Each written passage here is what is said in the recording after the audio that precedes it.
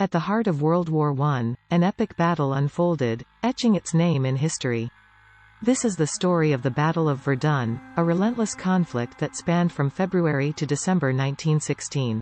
The Battle of Verdun was one of the most important battles in World War I on the Western Front, fought between the German and French armies from February 21 to December 18, 1916, around the city of Verdun-sur-Meuse in northeast France. The Battle of Verdun resulted in more than 250,000 deaths and approximately 500,000 wounded.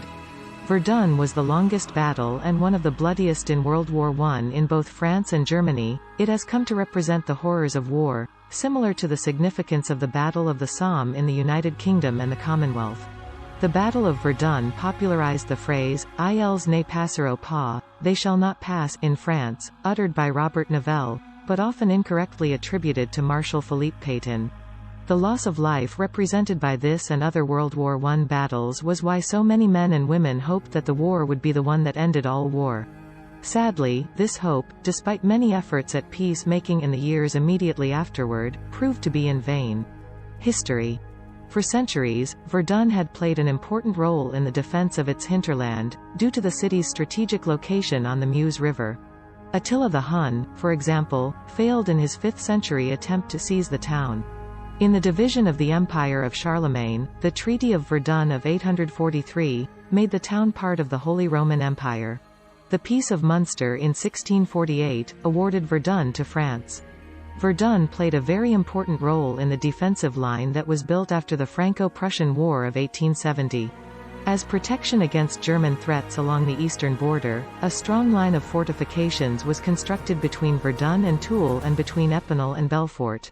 Verdun guarded the northern entrance to the plains of Champagne, and thus, the approach to the French capital city of Paris. In 1914, Verdun held fast against German invasion, and the city's fortifications withstood even Big Bertha's artillery attacks.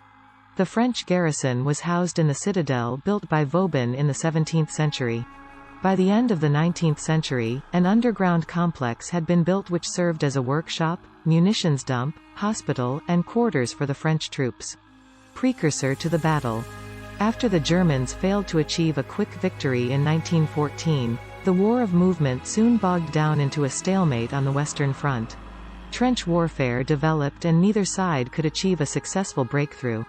In 1915, all attempts to force a breakthrough, by the Germans at Ypres, by the British at Neuve-Chapelle and by the French at Champagne, had failed, resulting only in terrible casualties. The German Chief of Staff, Erich von Falkenhayn, believed that although a breakthrough might no longer be possible, the French could still be defeated if they suffered a sufficient amount of casualties.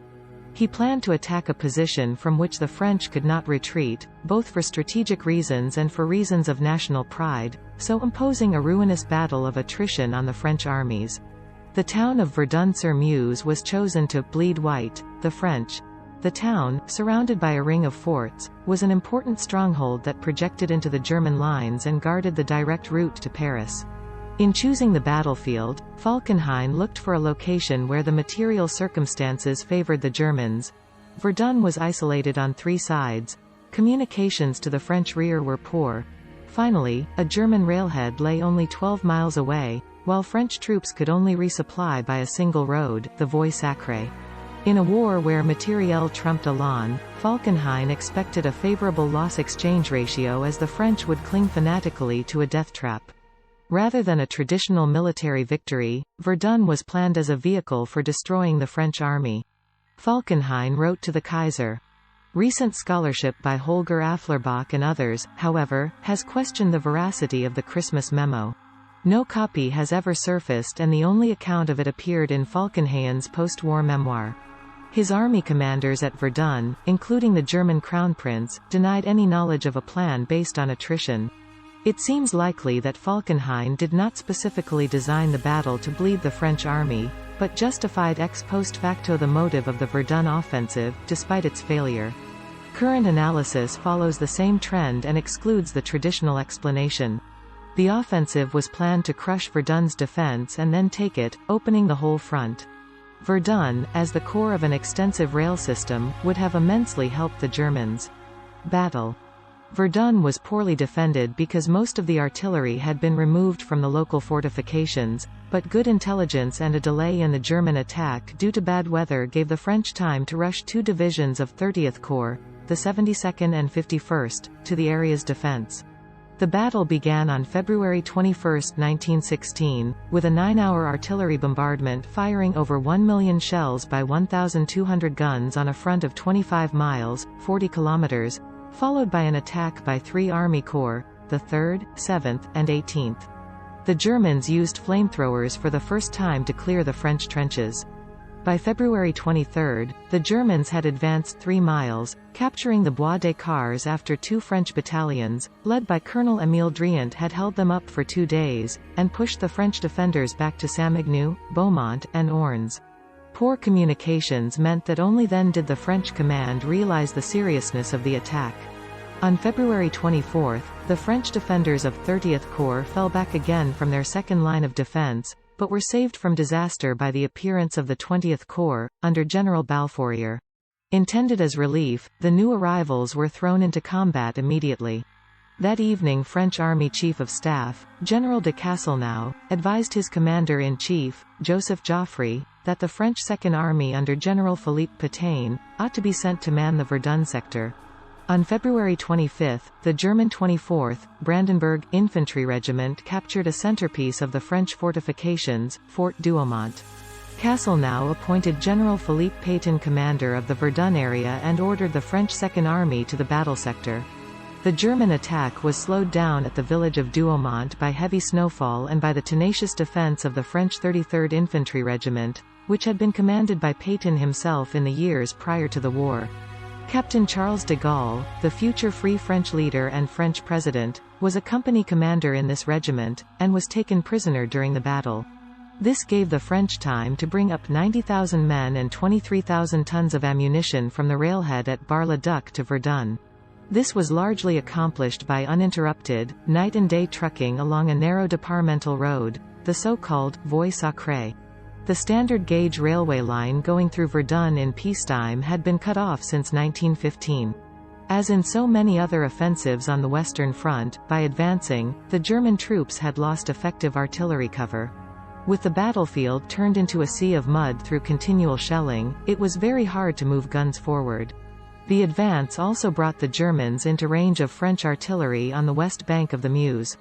Each new advance thus became costlier than the previous one, as the attacking German Fifth Army units, often attacking in massed crowds southward down the east bank, were cut down ruthlessly from their flank by Pétain's guns on the opposite, or west, side of the Meuse Valley. When the village of Douaumont was finally captured on March 2, 1916, 4 German regiments had been virtually destroyed. Unable to make any further progress against Verdun frontally, the Germans turned to the flanks, attacking the hill of La Morte-Homme on March 6, and Fort Vaux on March 8. In 3 months of savage fighting, the Germans captured the villages of Coumieres and Chattancourt to the west of Verdun, and Fort Vaux to the east surrendered on June 2. The losses were terrible on both sides. Pétain attempted to spare his troops by remaining on the defensive, but he was removed from command by being promoted to Command Army Group Center May 1, being replaced with the more attack-minded General Robert Nivelle. The Germans' next objective was Fort Souville. On June 22, 1916, they shelled the French defenses with the poison gas diphosgene, and attacked the next day with 60,000 men, taking the battery of Thiaumont and the village of Fleury. The Germans, however, proved unable to capture Souville, though the fighting around the fort continued until September 6. The opening of the Battle of the Somme on July 1, 1916, forced the Germans to withdraw some of their artillery from Verdun to counter the combined Anglo-French offensive to the north. By the autumn, the German troops were exhausted and Falkenhayn had been replaced as Chief of Staff by Paul von Hindenburg, Prussian Army. Hindenburg's deputy, Chief Quartermaster General Erich Ludendorff, Bavarian Army, soon acquired almost dictatorial power in Germany. The French launched a counter-offensive on October 21, 1916. Its architect was General Nivelle. It combined heavy bombardment with swift infantry assaults. The French bombarded Fort Douaumont with new 400 mm guns, brought up on rails and directed by spotter planes, and recaptured it on October 24. On November 2, the Germans lost Fort Vaux and retreated. A final French offensive beginning on December 11 drove the Germans back almost to their starting positions. A further minor French offensive took place at Verdun in August 1917, recapturing the Morte. Casualties. It was crucial that the less populous Central Powers inflict many more casualties on their adversaries than they themselves suffered. At Verdun, Germany did inflict more casualties on the French than they incurred, but not in the 2-to-1 ratio that they had hoped for, despite the fact that the German army grossly outnumbered the French. France's losses were appalling, nonetheless. It was the perceived humanity of Field Marshal Philippe Pétain who insisted that troops be regularly rotated in the face of such horror that helped seal his reputation. The rotation of forces meant that 70% of France's army went through the ringer of Verdun, as opposed to the 25% of the German forces who saw action there. Significance. The Battle of Verdun, also known as the mincing machine of Verdun, or Muse-Mill, became a symbol of French determination, inspired by the sacrifice of the defenders. The successes of the fixed fortification system led to the adoption of the Maginot Line as the preferred method of defense along the Franco-German border during the interwar years. Thank you for watching this video, and remember to subscribe to our channel to explore more historical events that shaped our world.